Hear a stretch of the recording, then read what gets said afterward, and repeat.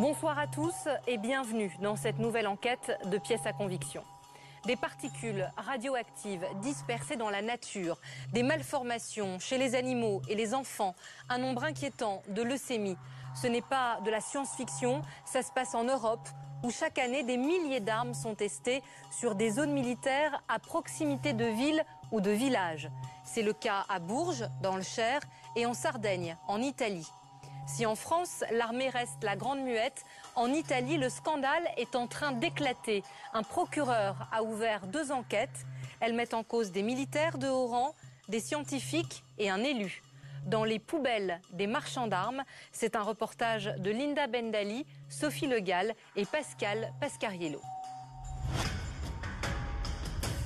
Non loin de Bourges, des armes à l'uranium appauvri ont été testées dans le plus grand secret. Alors les poussières d'uranium appauvri, elles se retrouvaient où? À l'extérieur. Donc dans la nature en fait. Dans la nature. Ces munitions ont contaminé les zones de tir. Cet uranium évidemment radioactif émet toutes sortes de radiations. On ignorait totalement qu'il y avait des poussières qui étaient dangereuses. En France, l'armée passe ses essais sous silence, mais la vérité commence à apparaître sur un autre champ de tir, en Sardaigne. Là-bas, un procureur mène l'enquête. J'ai reçu beaucoup de menaces. Encore une ce matin. Des explosions de missiles et de munitions sont suspectées d'être à l'origine de cancers, mais aussi de malformations chez les animaux et dans la population. Ma fille est née comme ça. Elle est hydrocéphale. Elle a le crâne un peu déformé. Si vous voulez, vous pouvez monter, mais pas avec la caméra. Pendant de nombreuses années, les autorités ont voulu taire ce scandale sanitaire. Je ne les connais pas, tous ces enfants dont vous me parlez. Je ne les connais pas. Enquête sur ces zones d'essais militaires installées en plein cœur de l'Europe et sur ces armes sales, pourtant légales.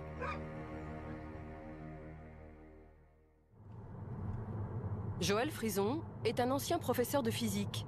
Il habite depuis toujours à Bourges et il est incollable sur les sites militaires de la ville. C'était l'entrée des établissements militaires ici qu'on vient de passer. Moi, j'y suis resté 1 an en stage. Dans cette agglomération du centre de la France, l'armée a installé ses quartiers depuis maintenant plus d'1 siècle. Alors, c'est des pyramides qui étaient la direction des établissements militaires. Il nous emmène maintenant vers le champ de tir de Bourges, appelé le polygone. On est en plein milieu du polygone. Donc là, vous voyez, on ne va pas s'approcher. Oui, c'est là-bas l'entrée. Vous devez être capable de la filmer d'ici. Donc c'est ici qu'on fait des tirs, en fait, qu'on s'entraîne. Voilà, c'est la direction. Là, les tirs après se font sur les 30 km plus loin. Cette zone n'est pas accessible. Il est interdit d'y pénétrer. On y va? Joël Frison emprunte alors des routes de campagne pour s'approcher davantage de ce polygone. Un terrain militaire qui jouxte la ville de Bourges et fait plus de 30 km de long sur 5 km de large. Une partie des terres est cultivée, l'autre est réservée aux tirs. Autour, des petits villages, des panneaux d'interdiction de circulation et des caméras.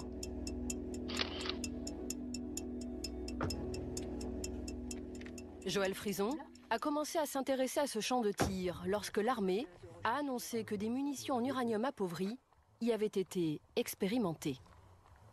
Quand est-ce que vous avez su en fait qu'on testait de l'uranium appauvri dans ce champ de tir? On l'a su en 2000 en gros. En 2000, c'était l'époque où on parlait beaucoup du syndrome de la guerre du Golfe. Et c'est là qu'on a appris que ces armes avaient été essayées à Bourges. Avant, on l'ignorait complètement avant? Ben, pas tout le monde. La population l'ignorait. 1991, les forces américaines larguent 280 tonnes d'obus en uranium appauvri en Irak.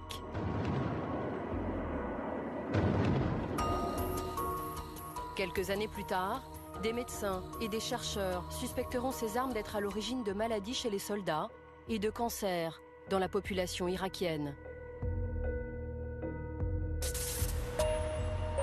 À Valence, au laboratoire de la CRIRAD, les scientifiques avaient eux aussi alerté sur les dangers de ces munitions. Bruno Charéron est le responsable de ce laboratoire indépendant. Dans cette boîte en plomb, une munition en uranium appauvri. Sur cet obus flèche, la partie en uranium appauvri, c'est cette partie. C'est vraiment le pénétrateur. Le problème, c'est la radioactivité. Démonstration avec ce scintillomètre.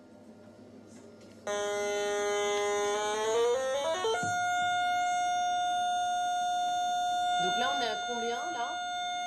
Donc là, on est à presque 3000 coups par seconde. C'est donc nettement plus radioactif que le niveau naturel. Pourquoi? Parce que ce pénétrateur contient 300 grammes d'uranium appauvri. Cet uranium, évidemment radioactif, émet toutes sortes de radiations, alpha, bêta et gamma. Et les plus puissantes, les radiations gamma, arrivent à irradier autour de ce pénétrateur, vous le voyez, à plus d'1 mètre. Une fois la cible touchée, l'obus flèche en uranium appauvri contamine une zone bien plus large. À ce moment-là, la tête qui contient l'uranium est pulvérisée sous forme de micro-poussières et même de nano-poussières qui vont se répandre dans l'environnement, qui vont pouvoir au gré des vents se déplacer. Cet uranium qui va être inhalé par les militaires, mais par les populations qui sont autour de ces lieux de tir. Cet uranium va irradier les poumons, évidemment. Une partie va passer via la circulation sanguine dans le cerveau, dans les reins, dans le foie, s'accumuler sur les surfaces osseuses. Donc les pathologies qui peuvent être induites par cette contamination interne par l'uranium appauvri, elles sont très nombreuses et personne ne peut aujourd'hui faire la liste complète de toutes les conséquences sanitaires que peut avoir cette contamination. Au polygone de Bourges, dans quelles conditions les tirs à l'uranium appauvri ont-ils été réalisés? Nous nous sommes adressés à la Direction générale de l'armement pour visiter le site. La DGA a estimé que le polygone n'était pas un sujet pour les journalistes. Votre demande de reportage concerne une question d'intérêt local qui a déjà donné lieu depuis 2001 à divers échanges avec les mairies riveraines du polygone. En conséquence, nous ne pouvons pas accéder à votre demande. Un technicien qui travaille sur le champ de tir a accepté de nous rencontrer. Ce représentant syndical est un peu réticent à l'idée de nous parler. Quelque part, on est quand même employé du ministère de la Défense. C'est plus un sujet qui fait un peu polémique dès qu'on parle de l'uranium. Dès le début de l'entretien, Jean-Pierre Bourret relaie le discours rassurant de la direction du polygone. Un barreau d'uranium appauvri n'est pas plus dangereux qu'un barreau d'acier. Ça, c'est ce qu'on vous disait. Et je pense. Bah, mais un barreau, je dirais, qui est posé sur la table est complètement inerte. Vous mettez un compteur Geiger à côté d'un barreau d'uranium appauvri, il y a une radioactivité qui n'est pas celle de l'air ambiante. Au bout de plusieurs années. Ah non, immédiatement, tout de suite, le compteur Geiger, il repère qu'il y a de l'uranium appauvri dans la pièce, et plus vous en approchez, plus ça émet. Vous n'étiez pas au courant? On n'a jamais eu l'expérience de ce genre de choses. De ce genre de situation, c'est vrai que... Mais bon. Pourtant, le technicien estime que les tirs à l'uranium appauvri se déroulent dans des conditions satisfaisantes.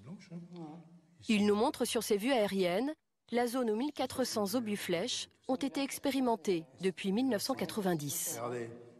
Les tirs à l'uranium appauvri, ça se passe dans un espace confiné, qui est conçu de telle manière à ce qu'aucune particule ou poussière ne puisse en sortir. Voilà. Vous avez déjà visité ce site de tir?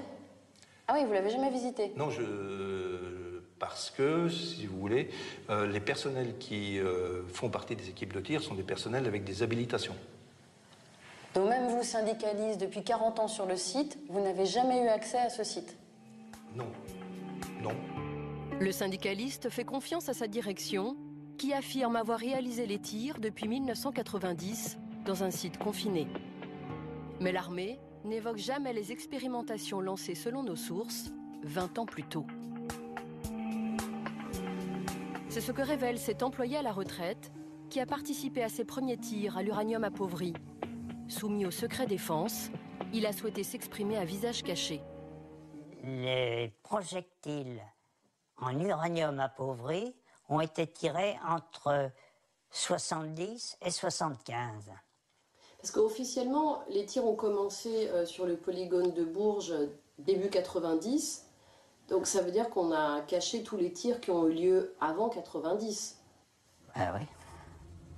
Oui. Ces tirs, que la Direction générale de l'armement a préféré taire, se déroulaient dans des conditions rudimentaires. Le canon se trouvait à l'air libre, à l'extérieur, et on tirait dans un tunnel de tir. On activait une ventilation de manière à chasser toutes les poussières, tout ce qui pouvait se trouver dans l'air. Et alors les poussières d'uranium appauvri, elles se retrouvaient où? À l'extérieur. Donc dans la nature en fait? Dans la nature, oui. Quand vous tiriez ces munitions, vous étiez à combien de kilomètres de Bourges? On était au point 2000, donc à 2 km de la sortie de Bourges. Ah oui, donc on n'est vraiment pas loin de Bourges. Pas loin, oui. S'il y avait du vent dans la mauvaise direction, effectivement, ça pouvait ramener des déchets sur Bourges. Parce que vous ne faisiez pas forcément attention au sens du vent, en fait. Non, pas du tout, non. Ben non, on ne nous avait pas prévenus. Hein.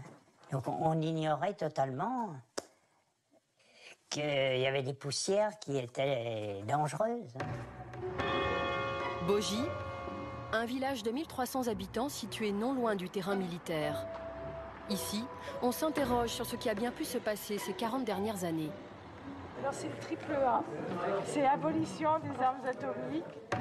Ce soir, Joël Frison, avec son association Alerte Uranium, organise une réunion d'information sur les essais, mais sans représentant du polygone.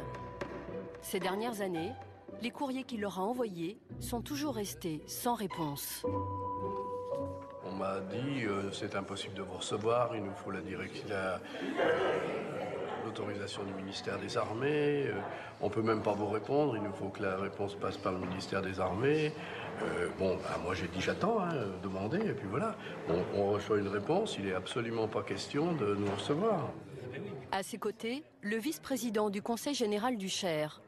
En décembre dernier, tous les élus du département ont demandé la vérité sur l'uranium appauvri. Vous-même, en tant qu'élu, c'est difficile jusqu'à présent d'avoir des informations sur ce qui se passe sur ce polygone? Bien sûr. Je dirais quasiment autant que les citoyens. Voilà, c'est la grande mette. À défaut de répondre à leurs questions, l'État envoie des agents pour écouter les citoyens. T'as vu personne derrière? Ah oui. À chaque réunion, un officier de la DCRI, l'actuel service des renseignements, est présent. Bonjour, monsieur Joël Frison, c'est bon. Ça va. Joël Frison le salue comme un habitué. 2-3 mots au départ. Oui, d'accord. Dans l'Assemblée, certains évoquent spontanément les maladies de leurs proches et se posent des questions. Mon épouse est décédée d'une leucémie en 2001, mais je suis incapable de dire si c'est qu'elle a été contaminée ou. Aujourd'hui, vous interrogez. Mais je me pose toujours la question, est-ce que c'est une conséquence? Mais j'aurai jamais de réponse de toute façon. À part de faire une autopsie sur le corps, ça fait déjà 10 ans de ça. Pour moi, mon épouse est décédée d'une leucémie en 2004. Elle a demeuré à Bogie depuis sa naissance. Mais c'est vrai que j'y ai pensé. Mais ça peut être tout à fait une leucémie normale, c'est pas classique. Mais j'avais connu l'existence de cet uranium appauvri à cette occasion. Je n'en avais jamais entendu parler autrement. Pour mettre fin à tous ces doutes, les citoyens aimeraient que l'armée autorise enfin des études indépendantes à l'intérieur même du polygone. On demande à ce qu'il y ait des recherches d'uranium dans les sols, dans le polygone et autour du polygone. Deuxième type de recherche qu'on demande, c'est au plan sanitaire, qu'il y ait une enquête épidémiologique dans les communes proches du polygone et en particulier qu'on mette en place un registre des cancers dans le département du Cher. À l'issue de la réunion, nous sollicitons l'officier de la DCRI pour connaître la raison de sa présence. Vous pouvez me dire ce que vous faites là ce soir? Je ne répondrai pas à vos questions. Pourquoi vous répondez pas? Parce que vous êtes des services des renseignements, c'est ça? C'est extrêmement intéressant. Mais vous n'êtes pas le premier de dire ça, oui. Monsieur. Ah, monsieur. Monsieur, excusez-moi. Je ne Vous comprenez bien l'intérêt de venir à ce type de réunion pour vous? Notre question restera sans réponse. À Bourges, des poussières d'uranium appauvri auraient donc été dispersées dans l'environnement. Nul n'en connaît les quantités et les conséquences sur la santé des riverains. À ce jour, aucune enquête n'a été menée. À 1300 km de là, un autre polygone de tir, celui de Queyras en Sardaigne, inquiète la population locale. Non loin des eaux cristallines, du sable blanc et des petits villages sardes, le terrain d'entraînement préféré des militaires et des industriels de l'armement, ouvert depuis 1956. À Queyras, les soldats italiens, mais aussi les forces de l'OTAN, s'entraînent. Sur cette vidéo promotionnelle, l'armée présente les expérimentations que les entreprises peuvent mener sur le champ de tir contre rémunération. L'État italien encaisse jusqu'à 30 millions d'euros par an. Une activité lucrative qu'un procureur est en train de déranger.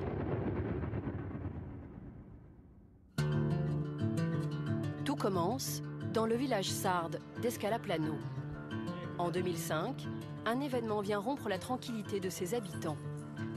Un agneau mort est déposé devant la porte de ce photographe. Stefano Artizzu le prend immédiatement en photo et pour cause. Il avait la tête, comment dire, il n'avait pas de bouche, ni d'yeux. Il avait des oreilles, mais pas au bon endroit. Quand des gens plus compétents l'ont vu, ils ont dit qu'il avait 2 têtes. Mais pourquoi on vous l'a apporté? Il voulait laisser une preuve que ce que l'on suspectait existait vraiment. Stefano Artizzu évoque les tirs menés sur le polygone de Queyras. Les bergers laissent paître leurs moutons en plein cœur de la zone militaire. Et c'est ainsi depuis plus de 60 ans. Le polygone part du village de Perdas de Fogu et s'étend jusque sur la droite, là, au niveau des montagnes, et il descend jusqu'à la mer. Toute la zone, tout l'horizon en face, là, qui part de Perdas de Fogu, tout ça, c'est le polygone militaire. Stefano, comme les habitants de Bourges, ignorait tout des essais menés à Queyras. Il y a des années, on entendait des coups de feu. C'était des explosions. Personne ne savait ce que c'était. À Turin, à l'Institut Polytechnique, Massimo Zucchetti, professeur en radioprotection, est chargé d'étudier l'agneau mal formé. Et voici ce qu'il découvre dans les os de l'animal. Nous avons trouvé dans les os du crâne, dans les os du tibia, du radius et de l'humérus une présence anormale d'uranium. En particulier une concentration importante d'uranium-234 par rapport à l'uranium-238. Ce n'est pas compatible avec la présence d'uranium naturel. Cela confirmait donc une contamination à l'uranium appauvri. Comment de l'uranium d'origine artificielle a-t-il pu contaminer cet agneau? Dans cette zone, il n'y a aucune activité industrielle polluante d'aucune sorte. Alors je ne vois pas d'autre responsable que la base militaire et ses activités. À Queyras, tous les regards se tournent alors vers le polygone. Les militaires auraient-ils procédé à des tirs à l'uranium appauvri? L'armée italienne nie en bloc. L'énigme du mouton mal formé en reste là. Les habitants vont continuer à vivre au rythme des essais.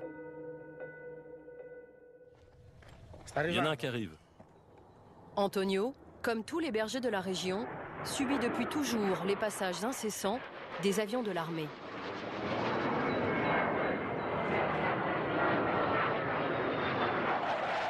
Ce matin-là, depuis 8 heures, un avion survole la zone toutes les minutes. À force, tout cela me donne des migraines. Vraiment, Ça fait mal à la tête, c'est devenu impossible de vivre ici. Ces nuisances sonores, Antonio les supporte d'autant moins depuis que son frère est décédé en 2008 d'une leucémie. Lui aussi est hébergé, lui aussi vivait dans le polygone, en face de cette base, de Quira. Après 7 ans de calvaire, il est décédé à Rome. Avant, il a été soigné à Cagliari en cancérologie. Pendant quelque temps, on a cru que ça allait mieux, mais ensuite, il a fait une rechute. Il est allé à Rome et là, son état a empiré. C'est comme ça. Lui aussi vivait ici. On travaillait ensemble. Antonio réalise alors que d'autres bergers ont subi le même sort.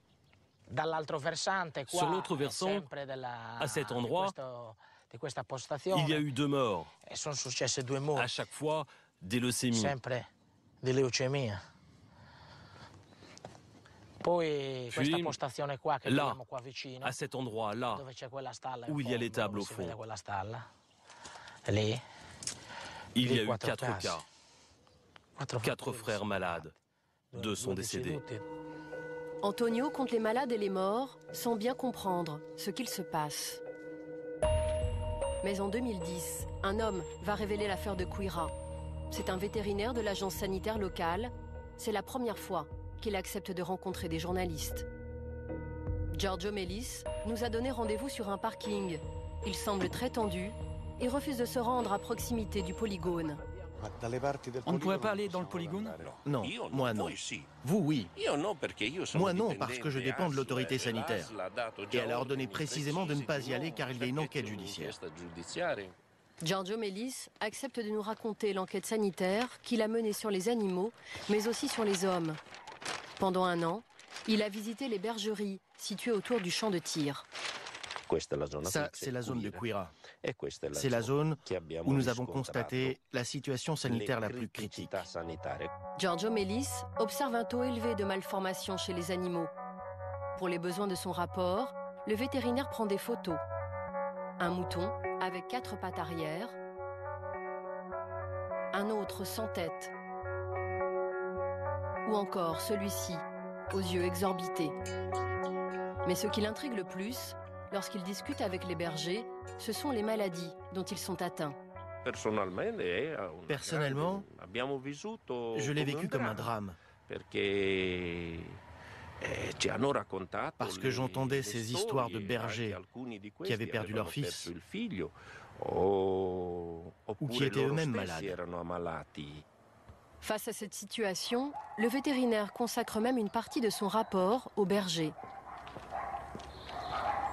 Sur 18 bergers, 10 sont tombés malades de pathologies tumorales dans les 10 dernières années. Car on parle bien des 10 dernières années.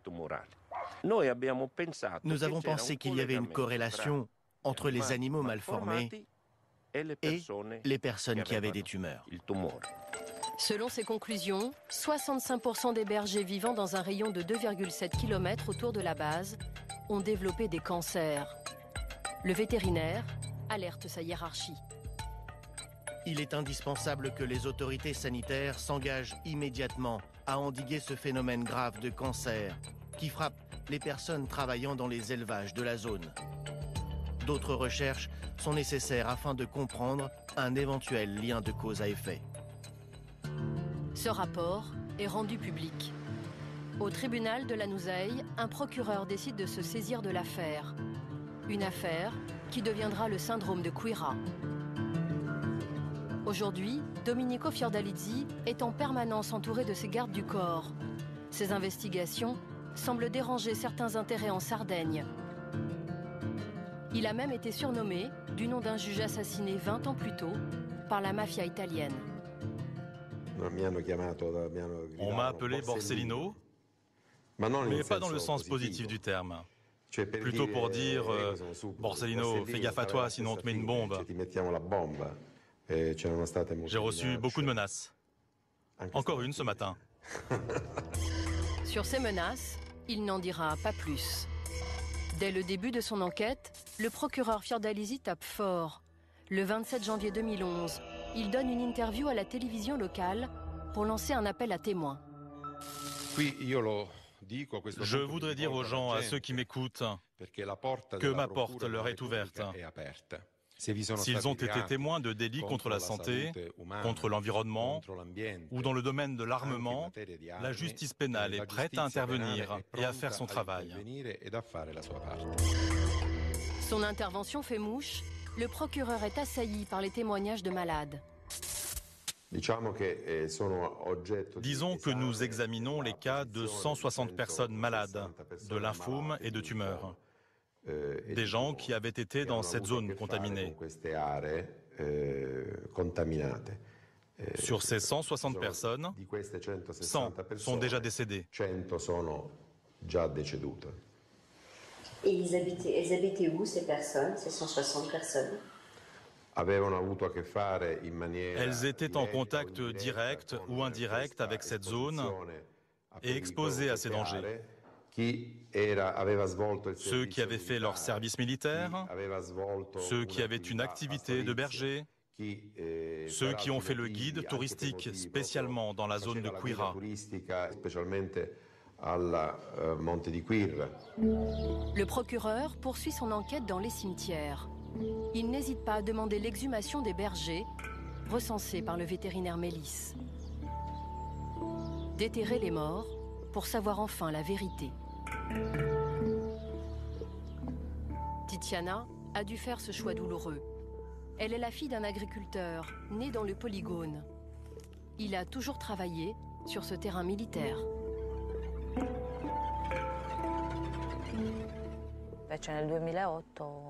En 2008, mon père a eu un lymphome non-Hodgkin qu'il a emporté. En peu de temps?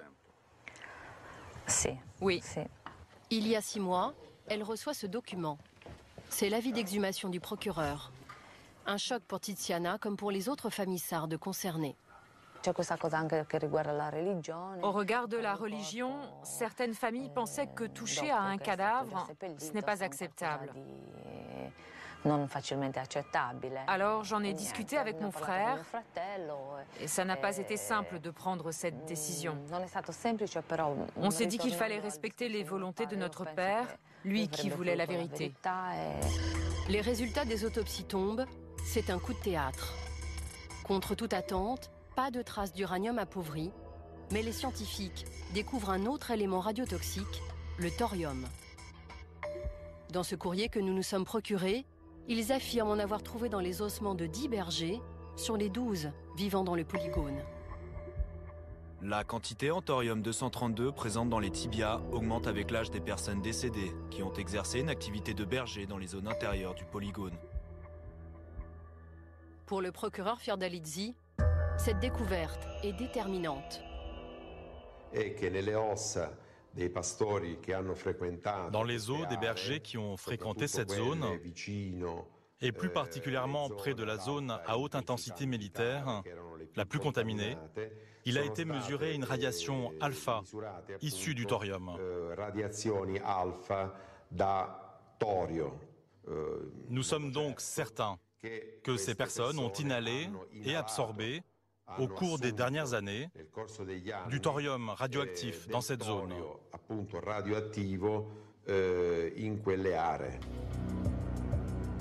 Pour comprendre ce qu'est le thorium, ce métal radiotoxique, nous sommes retournés en France, à la CRIRAD. Donc ça, c'est un objet qui contient du thorium-232.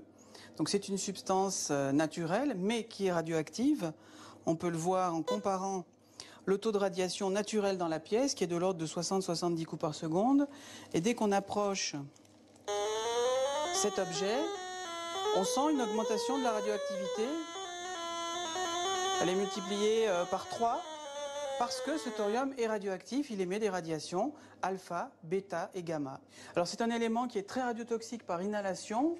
On peut l'illustrer avec ce graphique sur lequel on compare la dose en microsievert pour un nombre de becquerels inhalés. Et vous voyez que ce thorium-232 a un coefficient de radiotoxicité par inhalation comparable à celui du fameux plutonium et nettement supérieur à celui de l'uranium.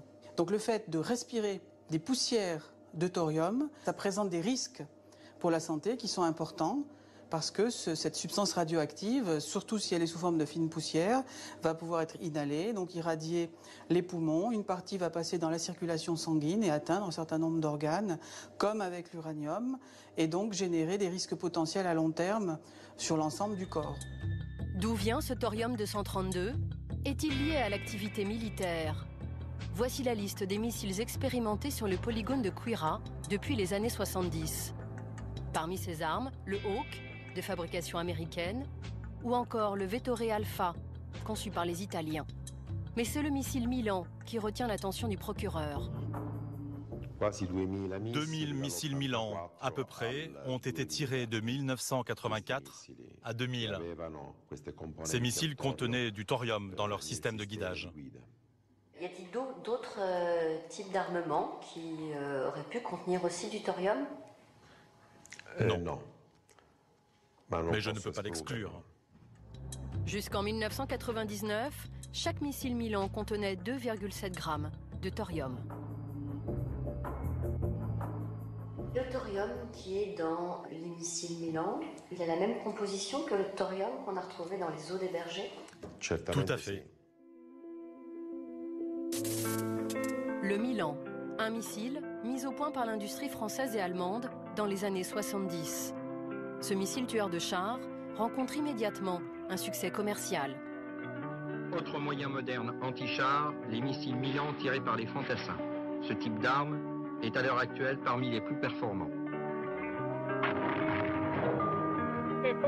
Cette arme sera utilisée au Liban, au Tchad, en Afghanistan ou encore dans le Golfe. 330 000 missiles sont vendus dans plus de 40 pays.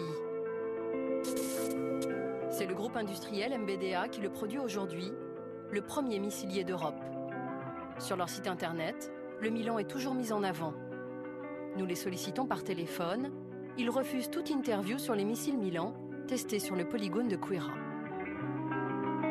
On préfère ne pas rajouter d'huile sur le feu, étant donné qu'il y a donc une procédure judiciaire en cours actuellement en Italie. Donc pour le moment, on va rester plus mesuré, on va dire, en tout cas plus discret.